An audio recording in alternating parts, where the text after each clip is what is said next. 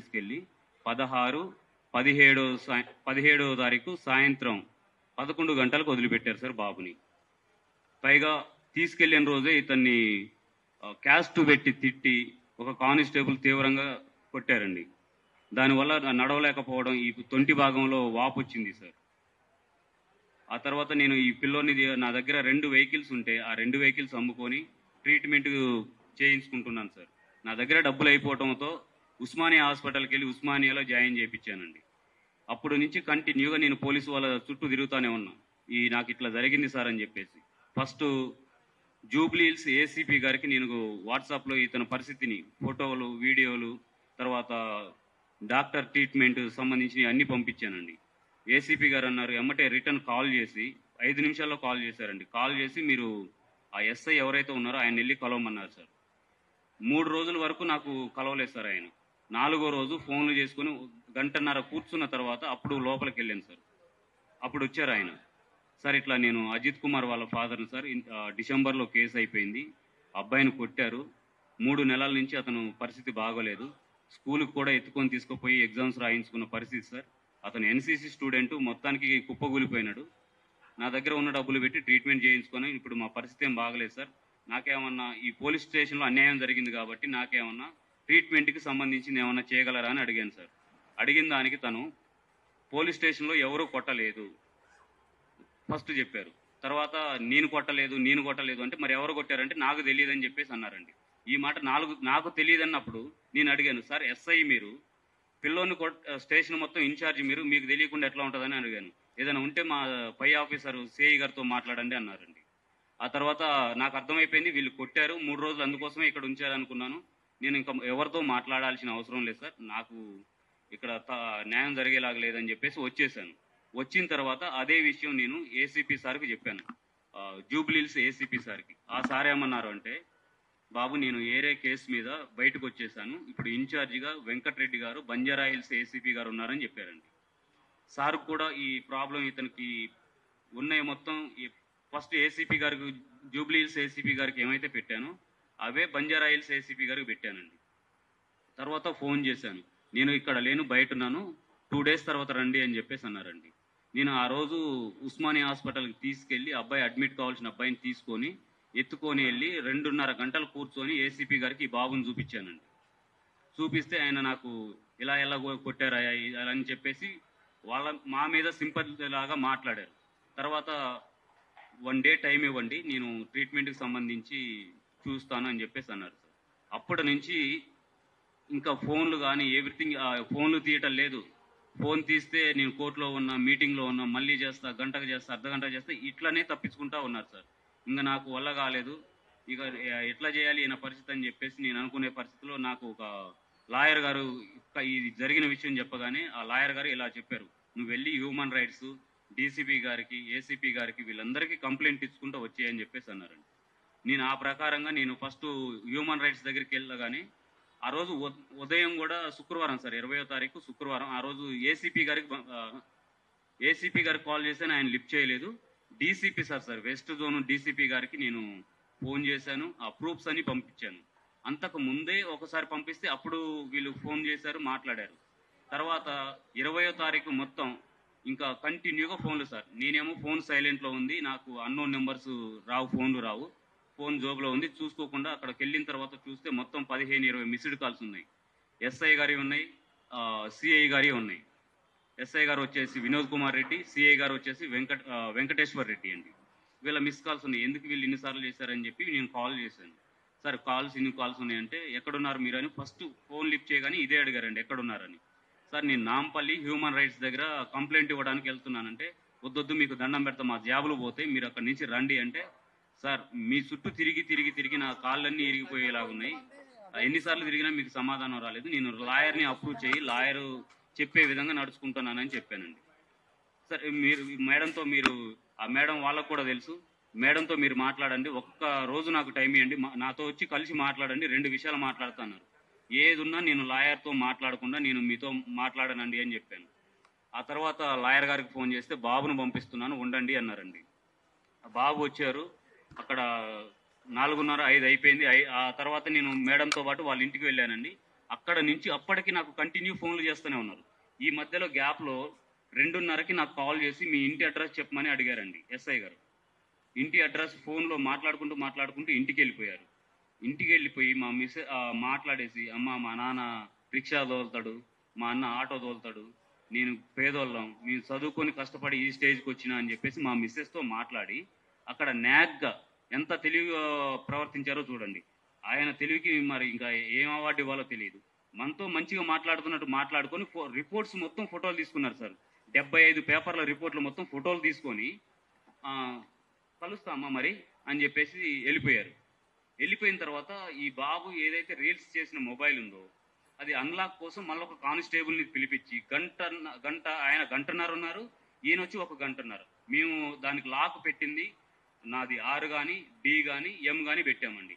ఇదే వాళ్ళకి first police స్టేషన్లో ఫోన్ ఇచ్చేటప్పుడు ఒక పేపర్ మీద గీసి ఇచ్చారు వాళ్ళు. ఆ తర్వాత వాళ్ళు మార్చారో ఏదో తెలియదు. మా మీ మూడే పెడతామని చెప్పేసి ఫోన్ తీసుకొని వచ్చిన తర్వాత కూడా మేము లాక్ ట్రై చేస్తే వాళ్ళు ఎవరైతే పిల్లవాడు మా మిస్సెస్ ట్రై చేస్తే రాలేదు. రాకపోగా వెళ్ళిపోయారు. గంట సేపు కూర్చొని కానిస్టేబుల్ వెళ్ళిపోయారు. వెళ్ళిపోయిన తర్వాత ఈయన మళ్ళీ నాకు అన్న మీరు ఎన్ని గంటలకు వచ్చినా నైట్ ఏ టైం అయినా మీరు నాతో ఒక్కసారి మాట్లాడండి, కలిసి మాట్లాడండి అంటే, లేదన్న ఏందో విషయం ఏందో చెప్పండి అంటే, లేదు మీతో కలిసి మాట్లాడతా అన్నారు సార్. నేను లాయర్ గారి ఇంటి దగ్గర నుంచి నా ఇంటి దగ్గరకు వచ్చే వరకు అక్కడ 10:50కి బయలుదేరాను. 11:20కి నేను ఇంటి దగ్గరకు వచ్చానండి. ఏ టైం అయినా చేయమన్నారు కదా, అసలు విషయం ఏందో కనుక్కుందామని ఫోన్ చేశానండి. అన్న ఎక్కడున్నారంటే, నేను ఇప్పుడే ఇంటి దగ్గరకు వచ్చానంటే, సరే మీరు పీజీఆర్ గ్రౌండ్ ఉంది కదా అక్కడికి రండి అన్నారు. అప్పటికి 11:30 అయిందండి. 11:30 అయింది.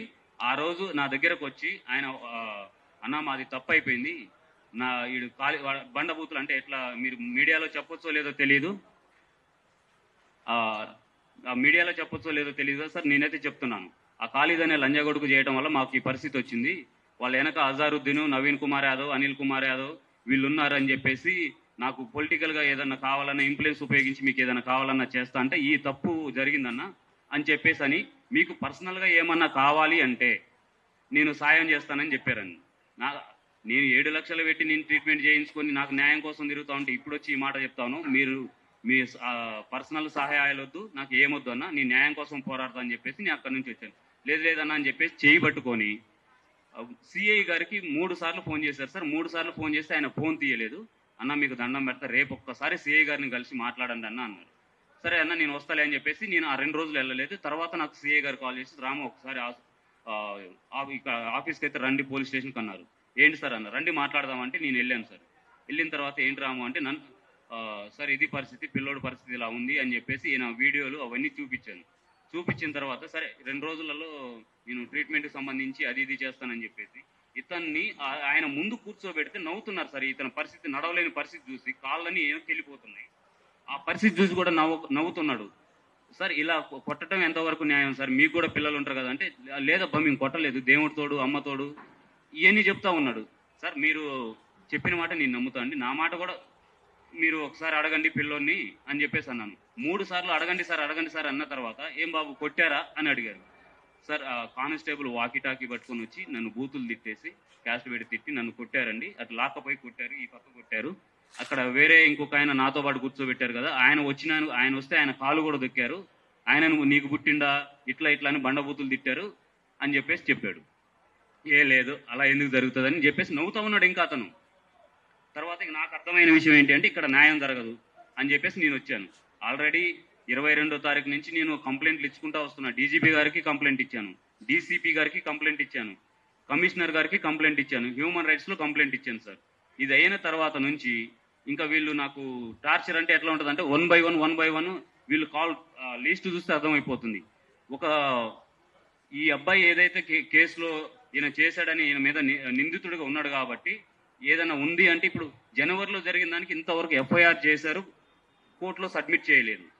పైగా ఈ పిల్లోడికి డాక్టర్ దగ్గర నుంచి సర్టిఫికేట్ తెచ్చారండి, ఉస్మానియా హాస్పిటల్ నుంచి. గవర్నమెంట్ డాక్టర్ ఆవిడ మరిగా దేవత అనుకోవాలి. ఆ తర్వాత ఈరోజు డేట్ ఎంత సార్? ఈరోజు డేట్ 12. ఈ పేపర్లో 16వ తారీఖు అడ్మిట్ అయిన డేట్ వేయించారు. ఈ నెల 2వ తారీఖు డిశ్చార్జ్ డేట్ వేసి ఏది లామా అని చెప్పేసి ఇష్టపూర్వకంగా డాక్టర్ల పర్మిషన్ లేకుండా వెళ్ళిపోయారని చెప్పేసి దాని అర్థం సార్.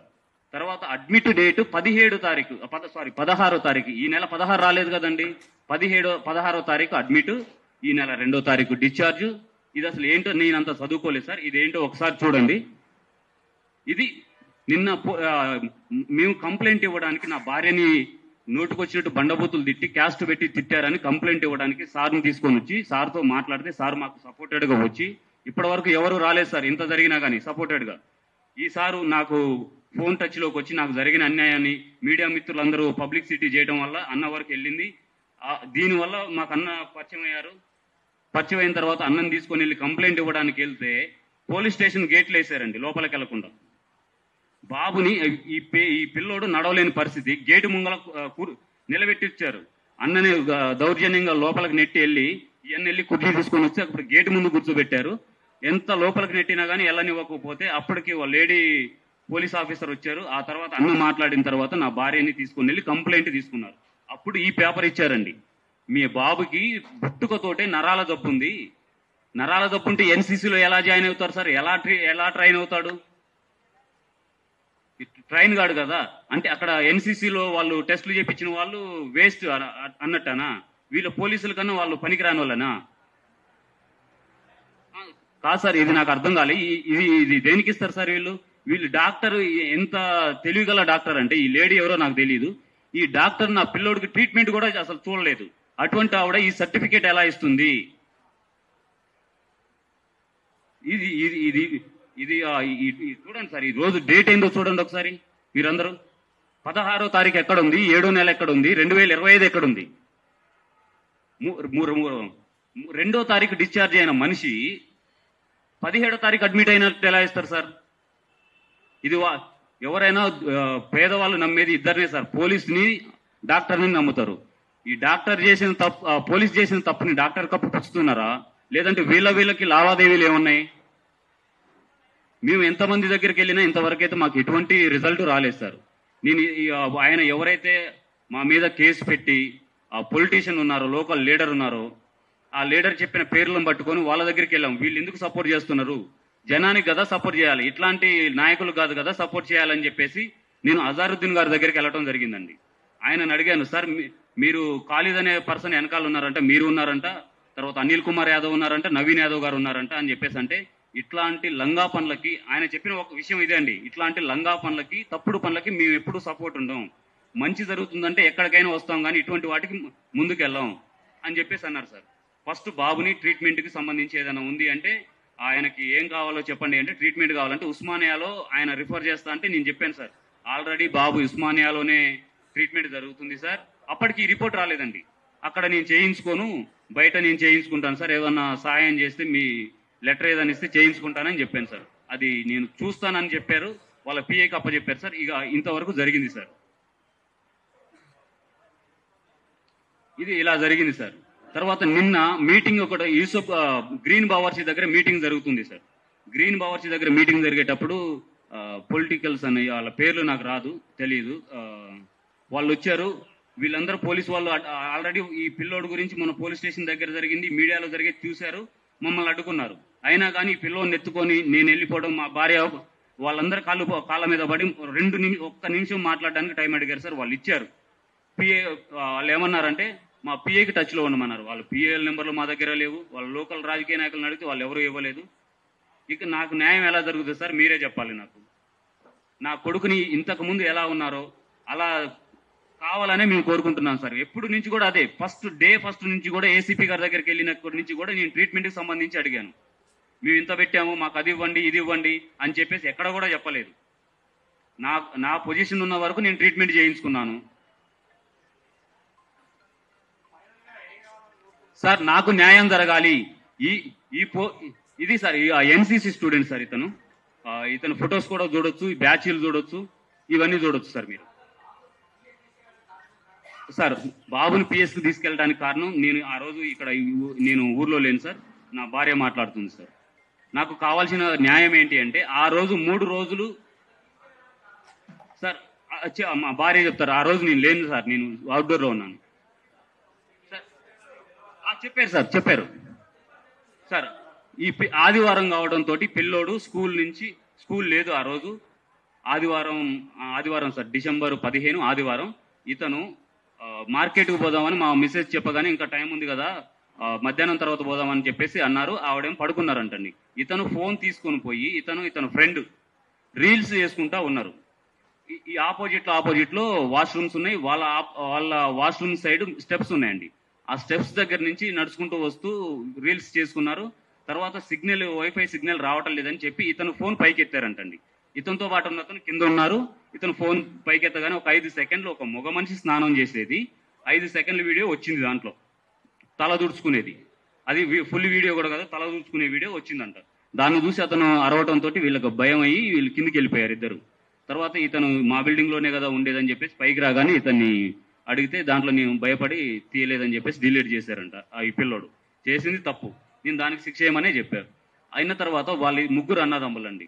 లోకల్ లీడర్ ఎవరైతే ఉన్నారో ఖాలేద్ అనేటతను, తర్వాత అలీ, తర్వాత అబ్దుల్ రెహమాన్.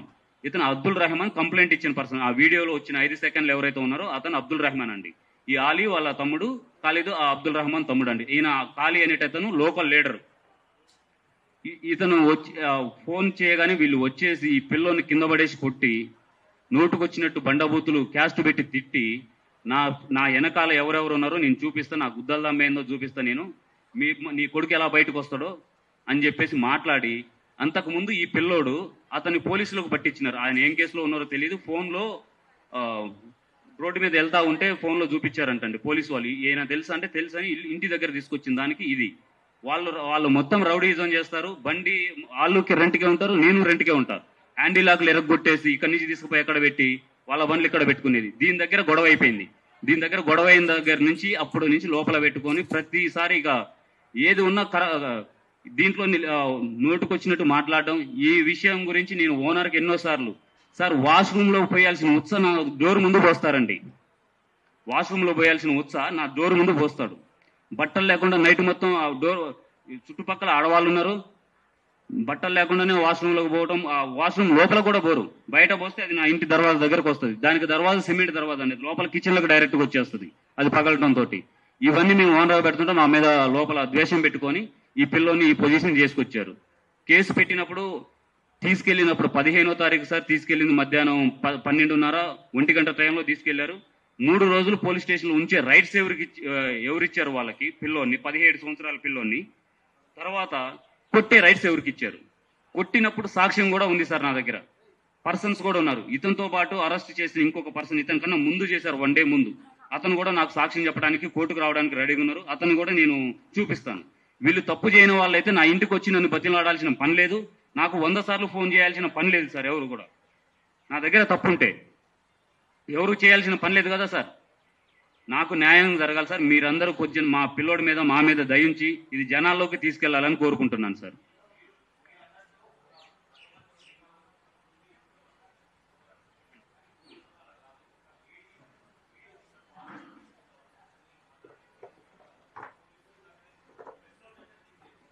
అన్న మీరు ఒకసారి మీకు ఎఫ్ఐఆర్ పేపర్ ఇస్తానన్నా.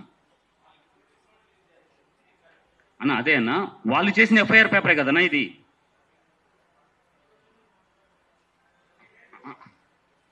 అన్న వాళ్ళ డౌట్ కూడా నేను క్లియర్ చేయాలి అన్న. ఎస్సీ అన్న, మాల. అవును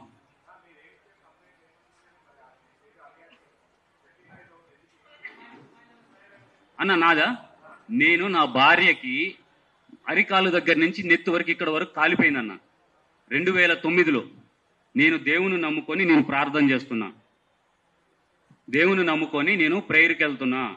నా సర్టిఫికెట్స్ మొత్తం ఒరిజినల్ ఎలా ఉన్నాయి అలా ఉన్నాయి. నేను ప్రేయర్ వరకే చేసుకుంటున్నా. నేను క్యాస్ట్ మారలేదు, కులం మారలేదు, ఏది మారలేదు. వాళ్ళు పెట్టుకున్నంత మాత్రం సరిపోదు కదా సార్. దయచేసి విలేకరుల మిత్రులకు రిక్వెస్ట్ నాది, మీ డౌట్కు 200% మేము క్లారిఫికేషన్ చేస్తాం. ఎటువంటి అనుమానాలు లేవు. నేను ఒక యాక్టివిస్ట్గా ఒక్క నిమిషం సార్, మొత్తం చెప్పిన తర్వాత మీరేమైనా అడిగితే తప్పకుండా వివరణ ఇస్తాం. మేము కూర్చున్నందుకు ఈ కన్ఫ్యూజన్ పోవాలని. వాళ్ళే చెప్తారు అంటున్నాను, వాళ్ళే చెప్తున్నారు. మధ్యలో డిస్టర్బ్ చేస్తే వాళ్ళకి డిస్టర్బ్ అవుతాయి కాబట్టి 100% మేము మాట్లాడడానికి రాలేదండి, మేము మాట్లాడడానికి రాలేదు. కన్ఫ్యూజ్ అవుతారు కాబట్టి తప్పకుండా చెప్తారు. ఇప్పుడు ఇప్పుడు అసలు బాబు బాధిత బాబు ఏం జరిగిందో చెప్పాలండి.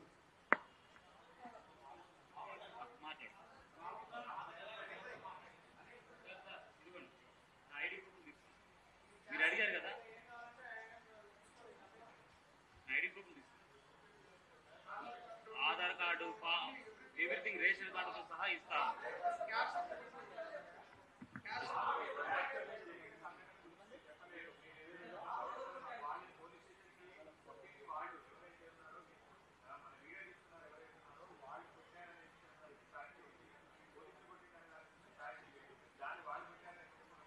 సార్ నా దగ్గర సాక్ష్యం ఉంది. మనిషిని నేను సార్ కొట్టింది కానిస్టేబుల్ కొట్టారు, ఎస్ఐ కొట్టారని నేను ఎవరితోటి చెప్పలేదు. ఒక కానిస్టేబుల్ వాకీ టాకీ తీసుకొని వచ్చి, నేను చెప్పింది కాదు సార్, నేను ఆ రోజు అక్కడ లేను కదా. అది విషయం బాబుని అడగండి చెప్తారు. అడగరా?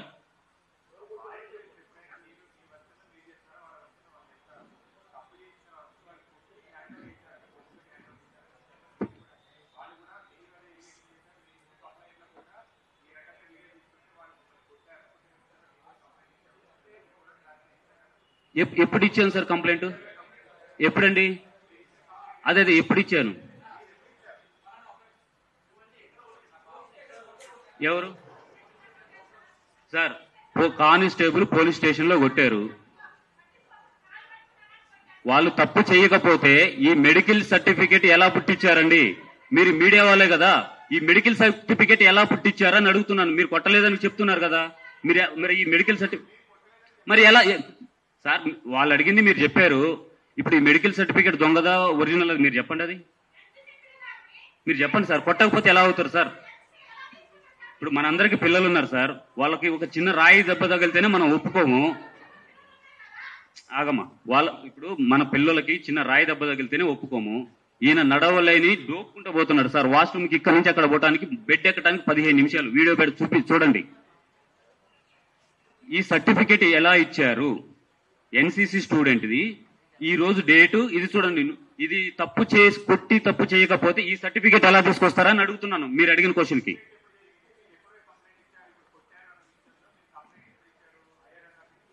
నేను లాస్ట్ మంత్ ఇచ్చానండి, డిసెంబర్ లో జరిగింది. ఎన్ని నెలలు ఎందుకు వెయిట్ చేశానంటే అది ఇప్పటిదాకా చెప్పాను సార్. నాకు ఇంకా 3 పిల్లలు ఉన్నారు. నేను ఇంటి దగ్గర ఉంటేనేమో నా భార్య హాస్పిటల్ చుట్టూ తిరగాలి. నా దగ్గర డబ్బులు జోలాడుకోవడం కోసం ఉన్నాయి అమ్ముకొని ట్రీట్మెంట్ అక్కడిక్కడ తిరగడానికే టైం సరిపోయింది. ఈ పరిస్థితి ఇంతవరకు వస్తుందని నేను అనుకోలేదండి. ఇలా అవుతాడని కూడా నేను అనుకోలేదు. పిల్లగాడి పరిస్థితి ఇది ఇంతవరకు వచ్చిన తర్వాత నా పరిస్థితి ఎలా అంటే, ఒక తండ్రిగా నా దగ్గర నేను కష్టపడి సంపాదించుకున్న డబ్బులు అయిపోయింది. వీళ్ళు ఇలా చేసినారు. తర్వాత 3 రోజులు స్టేషన్లో ఉంచినారు కాబట్టి నేను వాళ్ళ మీద కంప్లైంట్ ఇవ్వడానికి నేను ముందుకెళ్ళాను. నాకు జరిగిన అన్యాయం నేను 10 మందికి చెప్పుకుంటూ వాళ్ళు సలహాతో నేను ముందుకు వచ్చాను సార్. అప్పటి వరకు నా గుండెల్లోనే ఉంది ఇదంతా.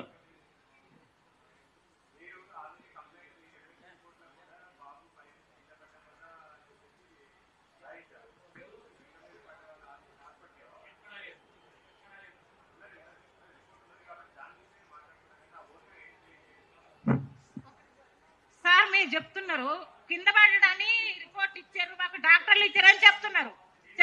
పోలీసులు పట్టుకోకుండా ఉంటే నా ఇంటికి వచ్చి నా కాళ్ళు పట్టుకోవాల్సిన అవసరం ఎందుకు ఉంది? ఎందుకు పట్టుకోండి? ఎస్ఐ నా కాడికి వచ్చి నా ఇంటికి వచ్చి నా మొగుడు కాళ్ళు పట్టుకుని నా కాళ్ళు పట్టుకుండు. వినోద్ కుమార్ రెడ్డి. అవును, ఆయన అడగండి సార్. అది వాళ్ళు అడగండి, మమ్మల్ని కదా క్వశ్చన్ వేసేది. కొట్టిన ఆయన మా కాళ్ళు ఎందుకు పట్టుకుని అని చెప్పి వాళ్ళు అడగండి. మాకేం క్వశ్చన్. ఇన్ని రోజులు ఏం చేశారంటే అప్పటి నుంచి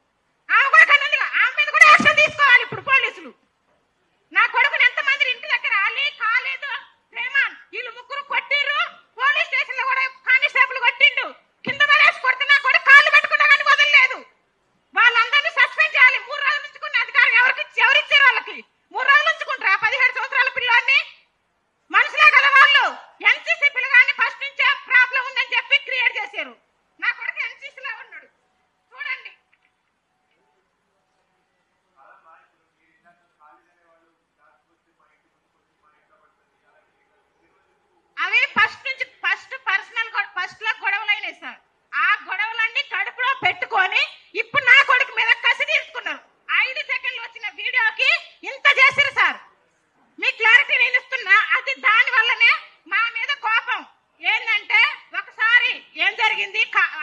రేమాన్ అన్న ఇప్పుడు ఎవరైతే కంప్లైంట్ ఇచ్చారో ఆయన ఏదో ఒక కిడ్నాప్ కేసులో ఉన్నాడంట. ఒక కిడ్నాప్ కేసులో ఉన్నాడంట.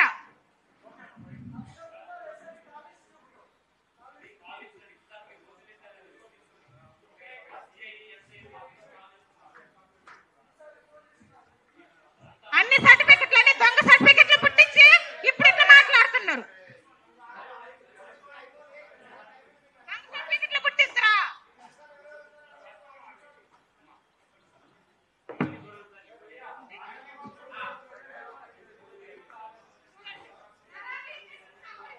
నరాల వీక్నెస్ ఉంటే ఎన్సీసీలు ఎట్లా తీసుకుంటారు?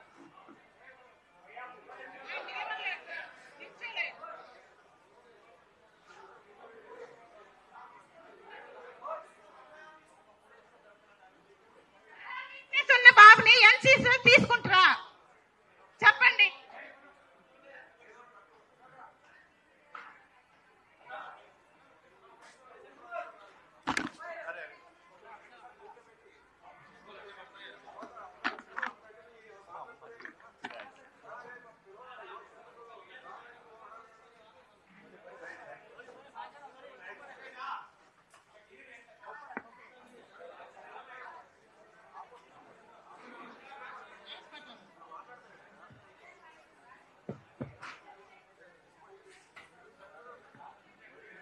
అసలు ఆ రోజు జరిగింది ఏంటంటే నేను చెప్తాను.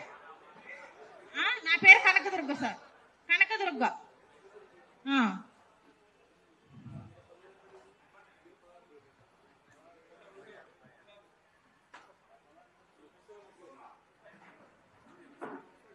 ఆ రోజు అసలు జరిగింది ఏంటంటే డిసెంబర్ 15 సార్, డిసెంబర్ 15 ఆదివారం నేను పడుకుంటుపోయినా, మార్కెట్కి వెళ్దామని పడుకున్నప్పుడు బాబు నా దగ్గర ఫోన్ తీసుకొని బయటకు వెళ్ళారు.